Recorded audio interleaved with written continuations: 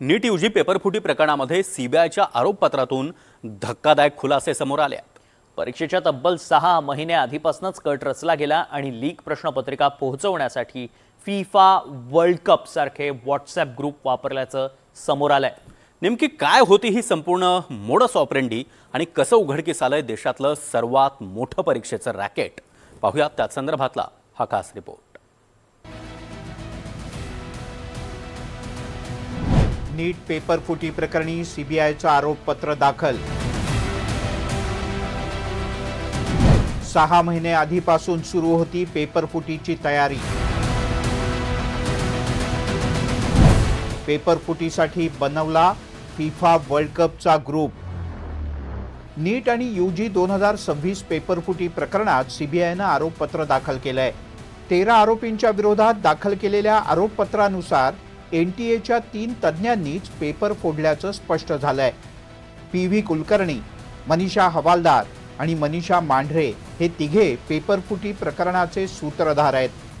धक्कादायक बाब म्हणजे नीट परीक्षेच्या 6 महिने आधीपासूनच या कटाची तयारी सुरू होती। ऑक्टोबर 2025 पासून काही पालकांशी संपर्क साधण्यात आला। मोठी रक्कम दिल्यास प्रश्न आधीच मिळतील अशी हमी देण्यात आली होती। या संपूर्ण प्रकरणाचा मुख्य सूत्रधार पी.व्ही. कुलकर्णी असल्याचं सीबीआय दावा करतंय। कुलकर्णीवर रसायनशास्त्राचे तब्बल 135 प्रश्न आणि त्याची उत्तरं छोट्या चिठ्ठीवर लिहून बाहेर नेल्याचा आरोप आहे। कुलकर्णीच्या मोबाईलमधून नीटच्या प्रश्नपत्रिकेशी तंतोतंत जुळणारी प्रश्नपत्रिका आणि उत्तरपत्रिकेचे फोटो मिळाले।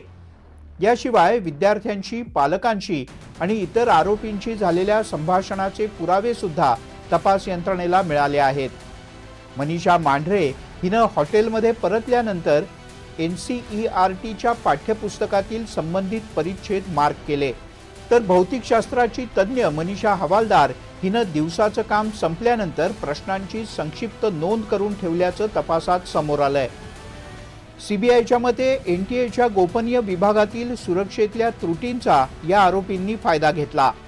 गोपनीय विभागात स्वतंत्र सीसीटीव्ही निरीक्षणाची व्यवस्था नव्हती, प्रवेशाच्या वेळेला तज्ज्ञांची झडती घेतली जात नव्हती आणि याच त्रुटींमधून प्रश्न बाहेर नेण्याची संधी निर्माण झाली।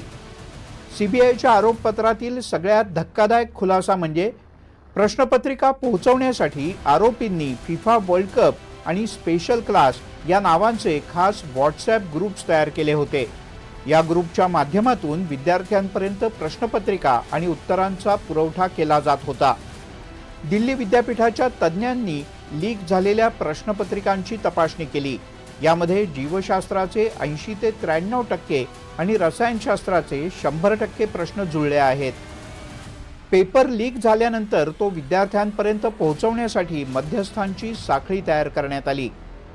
पुण्यातील मनीषा वाघमारे हिने मध्यस्थामार्फत राजस्थान आणि हरियाणापर्यंत प्रश्नपत्रिका पोहोचवल्याचा आरोप आहे।